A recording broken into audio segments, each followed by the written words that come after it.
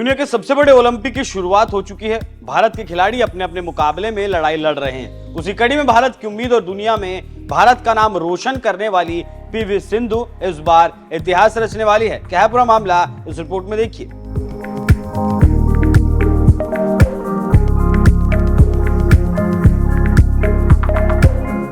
Olympic की शुरुआत के साथ भारतीय लड़ाके अपने मिशन पर लग चुके हैं और भारत के तिरंगे को ऊंचा रखने के लिए काम शुरू कर दिया गया है। उसी कड़ी में भारत की एक शेरनी इस बार इतिहास रचने वाली है। नाम है PV Sindhu. Badminton star PV Sindhu लगातार तीसरी बार ओलंपिक में भाग ले रही हैं और अगर इस बार भी मेडल पक्का किया तो फिर इतिहास लिखा जाएगा। सिंधु ने रियो ओलंपिक में रजत, टोक्यो ओलंपिक में कांस्य पदक जीता था। अगर वो पेरिस ओलंपिक में पोडियम पर पहुंचने में कामयाब रही तो फिर वो पदकों की हैट्रिक लगाएंगी और भारत झूम उठेगा। सिंधु का पिछले कुछ समय से लय और ताल बिगड़ा हुआ है, लेकिन 8 महीने से प्रकाश पादुकोण के साथ बिताने से उनका आत्मविश्वास बढ़ा है और वो लगातार तीसरा पदक जीतने के लिए तैयार हैं। जानकारी देते चलें कि बैडमिंटन के मुकाबले 27 जुलाई से शुरू होने वाले हैं। सिंधु ने Porte de la Chapelle Arena में मीडिया से बात करते हुए कहा कि निश्चित रूप से पदक जीतना मेरा लक्ष्य है। ये पहला हो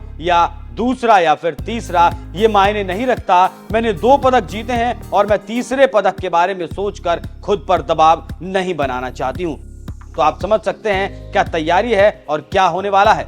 पेरिस ओलंपिक में आने से पहले सिंधु ने जर्मनी में अपनी तैयारी की और जहां वो तैयारी कर रही थी वो समुद्र तल से काफी ऊंचाई पर है। मौसम फ्रांस के मनमाफिक है। खेल के जानकारों की माने तो हाइपोक्सिक चैम्बर खिलाड़ी के शरीर को अधिक ऊंचाई वाले स्थानों पर खेलने के लिए तैयार करता है। सिंधु से जब मीडिया ने सवाल किया तो कहा कि स्ट्रोक में बहुत अधिक आत्मविश्वास होना, महिला एकल में अब बहुत लंबी रैलियां और लंबी अवधि के मैच होते हैं और मैंने खुद को उनके लिए तैयार किया है। अपने विरोधी के खिलाफ आपको अलग शैली अपनानी पड़ती है और सही समय पर सही स्ट्रोक लगाना होता है। प्रकाश सर के साथ काम करने का शानदार अनुभव रहा और इसका पेरिस ओलंपिक में कहां कितना असर पड़ेगा, जानकारी देते चलें कि सिंधु की पहली बड़ी चुनौती राउंड ऑफ 16 में है, जहां पर चीन की हे बिगजियांगो से भिड़ेंगी। हेड टू हेड की बात करें तो सिंधु के खिलाफ बिगजियांगो का रिकॉर्ड 11-9 है।